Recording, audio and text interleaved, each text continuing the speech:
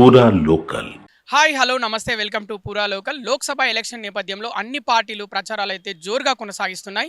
ఇంత ఎండలో కూడా 40+ డిగ్రీస్ ఎండలో కూడా అందరూ ఎండల్ని ఏమాత్రం లెక్క చేయకుండా ప్రచారాలు అయితే జోరుగా కొనసాగిస్తున్నారు. నువ్వా నేనా అనే రీతిలో లోక్సభ ఎలక్షన్లు అయితే ఉండబోతున్నాయి. ఆల్రెడీ మొదటి విడత ఎలక్షన్ అయితే పూర్తయింది. ప్రస్తుతం మనం చూసుకుంటే లోక్సభ నియోజకవర్గం చేవెళ్లలోని మాదాపూర్లో ఉన్నాము. ఇక్కడ ప్రజలు ఎవరికి ఓటు వేస్తారు, అసలు ఎవరిని గెలిపించుకోబోతున్నారు, వాళ్ళని అడిగి తెలుసుకుందాం. లోక్సభ ఎలక్షన్స్ మే 13వ తారీఖు ఉన్నాయి. ఓటు వేస్తున్నారా? వేస్తాను. ఎండలు బాగా మండిపోతున్నాయి. కొందరు ఎండలకు కూడా ఓటు వేయడానికి రావట్లేదు. ముఖ్యంగా మొన్న అసెంబ్లీ ఎలక్షన్లలో హైదరాబాద్లో పోలింగ్ చాలా తక్కువ జరిగింది.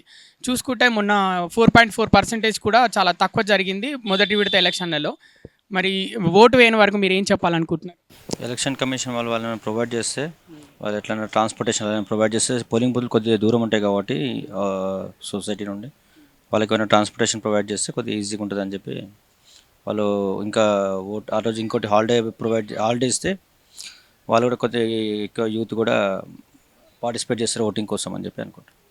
ఇక్కడ ఏమైనా ప్రాబ్లమ్స్ ఉన్నాయా ఏరియాలో? ప్రాబ్లమ్స్ అయితే ప్రజెంట్ ఏం లేవు. వాటర్ ప్రాబ్లమ్ కొద్దిగా రీసెంట్గా ఉంటే ఇప్పుడు కొద్దిగా పర్లేదు. ఇప్పుడు రీసెంట్ వాటర్ ప్రాబ్లం ఉండే ఒకటి.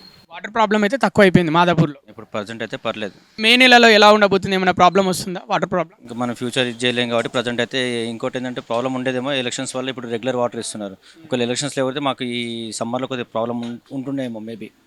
ఇప్పుడైతే ప్రజెంట్ పర్లేదు. ఇప్పుడు ఎలక్షన్స్ కోసమైనా మాకు వాటర్ ఇస్తున్నారేమో అనిపిస్తుంది. ఎలక్షన్ కోసమే మీకు వాటర్ ఇస్తున్నాడు అంటే అంటే ఎలక్షన్ స్టంట్ అనుకుంటున్నారా? స్టంట్ అని కాదు కానీ ఒకవేళ అంటే మళ్ళీ వీళ్ళకి మీ ప్రజలకు ఇబ్బంది కలగకూడదన్న ఉద్దేశంలో వాటర్ ఇస్తున్నారు, రెగ్యులర్ వాటర్ అంతే. ఇప్పుడు సెంట్రల్లో చూసుకుంటే ప్రధాని మోడీ అవుతారా, రాహుల్ గాంధీ అవుతారా ఈసారి? దాన్ని మనం ఎక్స్పెక్ట్ చేయలేము. అది ఎవరి పల్స్ ఎట్లుందో మనం చెప్పలేం కాబట్టి. మోడీ కూడా మంచిగా అన్నీ చేశారు కాబట్టి చెప్పలేం. తెలంగాణలో మొన్నటిదాకా బీఆర్ఎస్ ఉంటే ఇప్పుడు ప్రజెంట్ కాంగ్రెస్ వచ్చింది కాబట్టి చెప్పలేం ఎవరు వస్తుందని చెప్పి.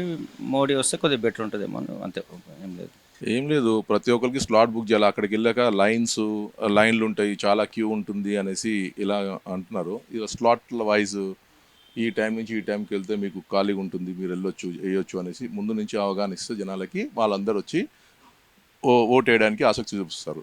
ఎందుకంటే జనాలు ఆలోచించేది ఏంటంటే అక్కడ పోయినాక చాలా క్యూ ఉండొచ్చు, క్యూ ఉంటుంది, నేను నిలబడలేను, ఎండ కూడా ఉంది బాగా అనేసి వాళ్ళకి ఈ స్లాట్ ఇస్తే మీకు ఉండదు, మీరే చేస్తారు ఓటు, మీకు తొందరగా 10 నిమిషాల్లో అయిపోతుంది, 15 నిమిషాల్లో అయిపోతుంది ఓటు వేయడానికి అనేసి వాళ్ళకి చెప్తే, ఓట్ స్లిప్ ఇచ్చినప్పుడు ఒక మాట చెప్తే వాళ్ళకు అవగాహన ఉంటుంది. ఇది కొత్త ఒక రూల్స్ తీసుకొస్తే ఎలక్షన్ కమిటీ చాలా బాగుంటుంది జనాలకి. అండ్ ఎలక్షన్ అనేది 5 yearsకి ఒకసారి వస్తుంది. అది ఎండాకాలమా, అది వాట్ ఎవర్ ఎలా వస్తుందో తెలియదు. ఒక్కో రోజుకి మా అంటే ఒక అరగంట ఓటు వేయడానికి జనాలకి ఆ ఎండ కూడా ఆలోచించరు. చెప్పాలంటే నేను చెప్పినట్టు ఒక స్లాట్ అనేది బుక్ చేసి జనాలకు కూడా ఇస్తే ఆ ఎండ కూడా తక్కువ అనిపిస్తుంది. జనాల దగ్గర ఆప్షన్ లేదు. ఒకటి కాంగ్రెస్, ఒకటి బీజేపీ సెంట్రల్లో. ఇప్పుడు మన స్టేట్ తెలంగాణకు వచ్చేది అనుకోండి, బీఆర్ఎస్, కాంగ్రెస్ అనేసి 2 ఆప్షన్సే ఉన్నాయి. ఇది ఇప్పుడు బీజేపీ అనేది వస్తుంది. నా అభిప్రాయం ప్రకారం ఏంటంటే, ఉన్న మాట చెప్పాలి అంటే జనాలు కాంగ్రెస్ గెలిస్తే బీఆర్ఎస్ నుంచి కాంగ్రెస్లోకి వస్తారు, బీఆర్ఎస్ గెలిస్తే కాంగ్రెస్ నుంచి జనాలు అల్లపోతారు. ఎటు చూసినా వాళ్ళే రూల్ చేస్తారు కానీ కొత్త వాళ్ళు ఎవరు రూల్ చేయట్లేదు. నేనేమంటున్నానంటే ఇక్కడ ఎంపీగా మన చేవెళ్ల నియోజకవర్గం బీజేపీ నుంచి కొండా విశ్వేశ్వర రెడ్డి వచ్చే ఛాన్స్ ఉంది. ఎందుకంటే సెంట్రల్ యాక్చువల్లీ చెప్పాలంటే మోదీ ఈజ్ రూలింగ్ మన బార్డర్ సరౌండింగ్ ఇండియా బార్డర్ మొత్తంలో ఈజ్ అ గుడ్.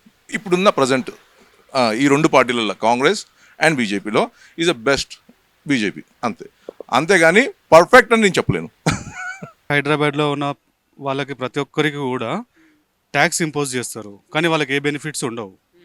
ఊర్లలో కానీ లేకపోతే చిన్న చిన్న పట్టణాలు, జిల్లా అక్కడ ఏమవుతుంది, వాళ్ళకి ట్యాక్స్ ఇంప్లిమెంట్ అనేది వాళ్ళ దగ్గర చాలా తక్కువ ఉంటుంది. ట్యాక్స్లు కట్టరు వాళ్ళకు అన్నీ కూడా ఏంటి, ఈ రైతు బంధు అని లేకపోతే ఫ్రీ ఎలక్ట్రిసిటీ అని చాలా వరకు ఫ్రీలు ఇస్తుంటారు.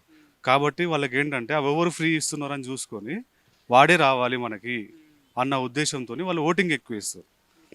మనకి ఇక్కడ ఏమవుతుంది, హైదరాబాద్లో అంతా మన కష్టమే, ట్యాక్స్లు కట్టాలి, అన్నీ చేయాలి. కాకపోతే మనకి ఏదైనా చిన్న ప్రాబ్లం ఉన్నా కూడా ఒక్కొక్క ఆఫీస్ చుట్టూ 10 సార్లు తిరగాలి, మళ్ళీ డబ్బులు పెట్టాలి. ఇది ఉన్న వాస్తవం. కాబట్టి నేను ఓడికి ఓటేసినా వేయకపోయినా నాకు వచ్చిన లాభం ఏముంది అన్న ఒక చిన్న కారణంతో ఓటింగ్ అనేది ఇక్కడ చాలా తక్కువ ఉంటుంది. ఇది ఫస్ట్ కారణం. రెండో కారణం ఏంటంటే హైదరాబాద్లో కూడా చాలా వరకు 60-80% పీపుల్ రకరకాల జిల్లాల నుంచి వేరే స్టేట్స్ నుంచి వచ్చిన వాళ్ళు. వాళ్ళకి ఇక్కడ ఓటు హక్కు ఉండకపోవచ్చు, వాళ్ళకు వాళ్ళ సొంతూర్లలో ఉంటుంది కాబట్టి అక్కడ కూడా వెళ్ళి వేసే అవకాశాలు ఉంటాయి. మనకు ఓటు వేస్తే ఏం లాభాలు ఉంటాయి, ఏంటి అసలు మనం ఓటు ఎందుకు వేయాలి, ఈ చిన్న ఎడ్యుకేషన్, ఇది ఒక చిన్న ఎడ్యుకేషన్ పాయింట్ అంటారు దీన్ని. ఈ పాయింట్ అనేది ఎవరు చెప్పుకోవాలి? ఇంట్లో వాళ్ళు చెప్పుకోవాలి. ఏ గవర్నమెంట్ కూడా చెప్పదు. ఎందుకు చెప్పదు అంటే గవర్నమెంట్కి దీనిలో వల్ల ఉన్న లాభాలు ఏంటంటే ఓటింగ్ శాతం పెరిగింది అనుకోండి, వాళ్ళకు కొంచెం ఓటమి భయాలు గెలుపు అవకాశాలు అనేది చాలా తక్కువ ఉంటాయని చెప్పేసి వాళ్ళకు ఉంటుంది. వాళ్ళు ఎడ్యుకేట్ చేయరు మనల్ని. ఇంట్లో వాళ్ళు చెప్పాలి ఓట్ల విలువ ఏందని చెప్పాలి. కొండా విశ్వేశ్వర రెడ్డి గారికి చాలా మంచి పేరు ఉంది. మేము ఇప్పుడు ఓటింగ్కి వెళ్ళినప్పుడు ఖచ్చితంగా ఆయనకే వేస్తాం ఓటు. ఆయన ఒకవేళ గెలవకపోయినా పర్లేదు, ఆయన గెలవకపోయినా మేము ఆయనకే ఓటేస్తాం. అవినీతి లేకపోతే మోడీ ప్రభుత్వం బెస్ట్ అండి. లేదు అవినీతి కంటిన్యూ అవుతుంది, దాన్ని ఎవడు ఏది రెస్టికేట్ చేయడం అంటాడు చూడండి, అప్పుడు కాంగ్రెస్ గవర్నమెంట్ బెటర్. ఎందుకంటే వాడు 10 దిన్నా కూడా 10 రూపాయలు పనిచేస్తాడు. ఉందంటే మరి టీఆర్ఎస్ ఉన్న రోజులు లేదు, వాళ్ళు కరెక్ట్ బాగానే చేశారు. కాంగ్రెస్ మరి పట్టించుకోవడం మానేసిందా లేకపోతే కాంగ్రెస్ దురదృష్టం అయితే మనకు తెలియదు.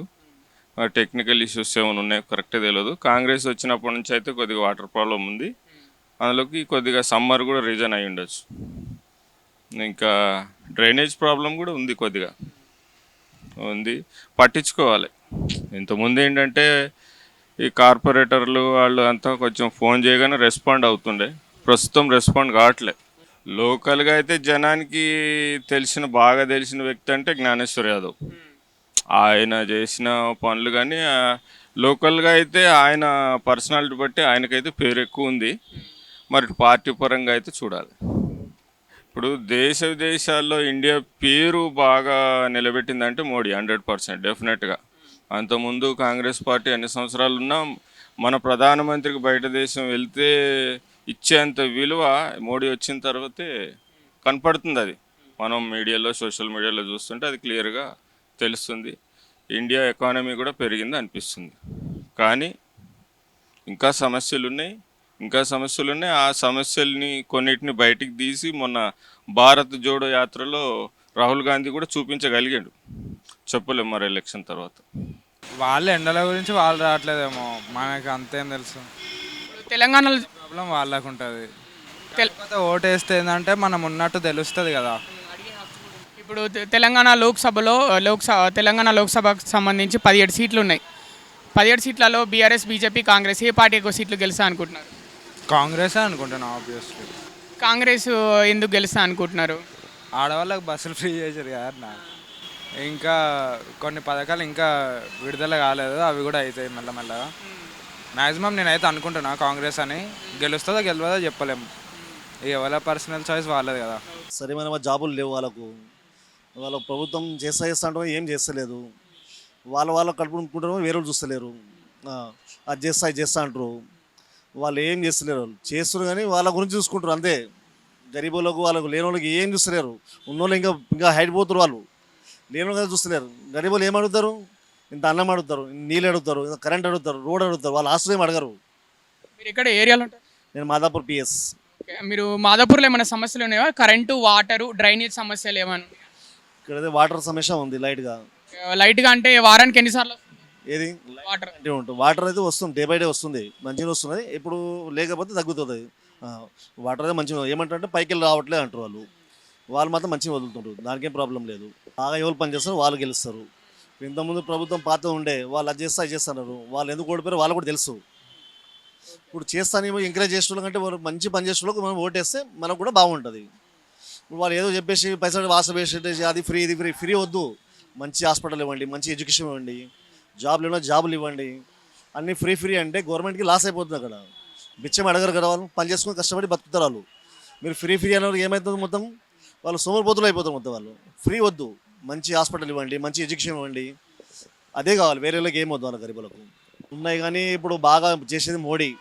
మరి ఎక్కడ ఉన్న స్టేజ్కి కిందికి వెళ్ళి పైకి తీసుకొచ్చిండు. నంబర్ 10లో ఉందనుకుంటా మనది ఇప్పుడు. ఇప్పుడు ప్రపంచం అంతా మన వైపు చూస్తుంది.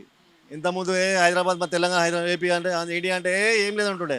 ఇప్పుడు ఎక్కడున్న స్టేట్ ఎక్కడ తీసుకొచ్చిండు, పనులు బాగా చేస్తుండు. ఇంకా ముందు కూడా ఆయన గెలిచి మంచి మంచి పనులు చేయాలని కోరుకుంటున్నాను. మోడీ, రాహుల్ గాంధీ పోటీ పడుతున్నారు ప్రధానమంత్రికి.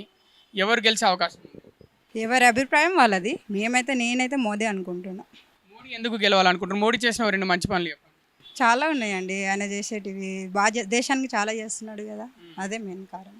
ఇంకా ఇప్పుడు మాదాపూర్లో ఉంటారు మీరు. అవునండి. ఇక్కడ కరెంటు, వాటర్, డ్రైనేజ్ ప్రాబ్లం, వర్షం పడ్డప్పుడు డ్రైనేజా లేకపోతే ఇప్పుడు ఎండాకాలం వాటర్ ప్రాబ్లం ఏమైనా ఉందా? ప్రాబ్లం అయితే ఉంది. ఇక్కడ ఏరియాలో ఉంది వాటర్ ప్రాబ్లం. అన్ని ఏరియాలో ఉంటుంది. బోర్లు ఉన్నాయి కదా, నీళ్ళు సరిగ్గా రాకపోవడము అలాంటివి ఉన్నాయి. డ్రైనేజ్ ప్రాబ్లం అయితే ఎక్కువ లేదు ఈ సగలు అయితే చెప్పలేం సైడ్లకి. ఓకే, కరెంట్ ఎలా? కరెంటు ఏమైనా పోతుందా? కరెక్ట్ 24 అవర్స్ ఉంటుందా? 24 అవర్స్ అంటే చెప్పలేం, ఉంటుంది బాగానే ఉంటుంది. ఎక్కువైతే ఏం కోత లేదు, ఇక్కడైతే బాగానే ఉంటుంది. డ్రైనేజ్ ప్రాబ్లం కూడా ఉంది, కరెంట్ ప్రాబ్లం ఏం లేదు, కానీ వాటర్ ప్రాబ్లం అయితే చాలా ఉంది.